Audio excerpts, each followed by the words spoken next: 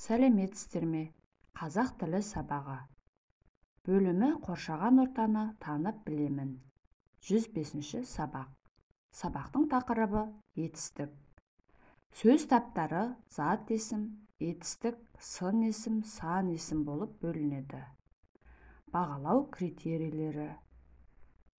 Тақырыбы мен тірек сөздерді пайдаланып, мәтіннің мазмұнын болжайық. Сұрақ қою арқылы етістікті анықтауды үйренейік. Көркем жазу ережелерін сақтайық. Сабағымызды бастамас бұрын бейне сабаққа назар аударайық. Бүгін саған не үйрететінді білсең ғой. Білгің келіп бара ма? Қазір. Ол үшін сен менің сөмкемді аш.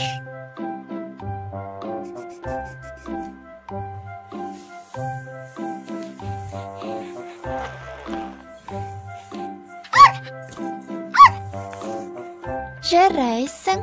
Енді оның ішіндегі дорбаны ал.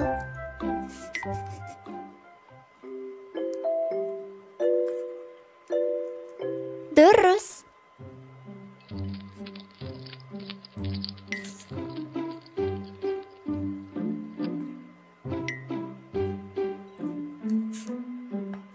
Маған бер.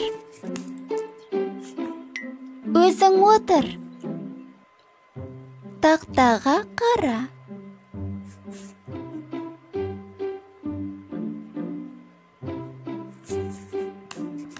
Қара. Аш ал бер, отыр, қара.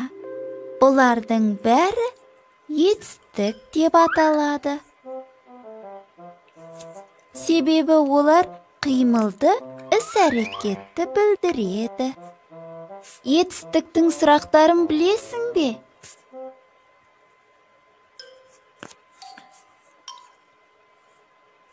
Иә, дұрыс. Не істеді? Не қылды? Қайтты деп айтқың келді ғой. Жақсы. Мысалы, күн жылынды. Қар еріді. Бәйшешек шықты. Жер көгерді деген сөйлемдердегі жылынды, еріді, шықты, көгерді деген сөздер заттың қимылын білдіреді. Оқулықпен жұмыс. 71-ші бет. Бірінші тапсырма. Мәтіннің мазмұнын болжау.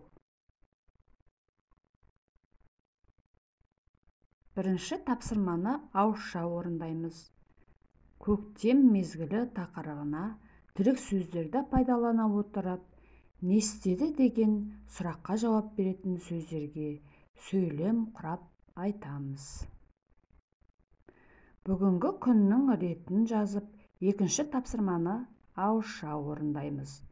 Не істеді деген сұраққа жауап береміз.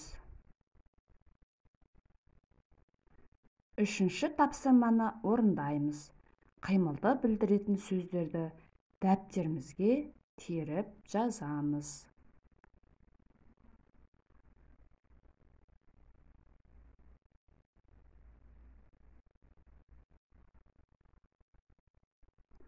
Төртінші тапсырма.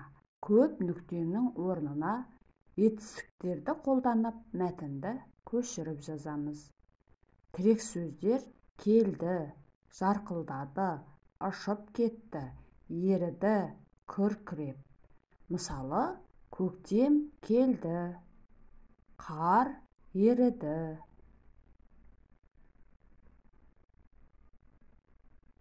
Балалар, сабағымыз аяқталды. Кері байланысты бағдаршам әдісі арқылы аламыз. Олай болса, үй жұмысын жазып аламыз. 5-ші жаттығу. Ережені жаттау.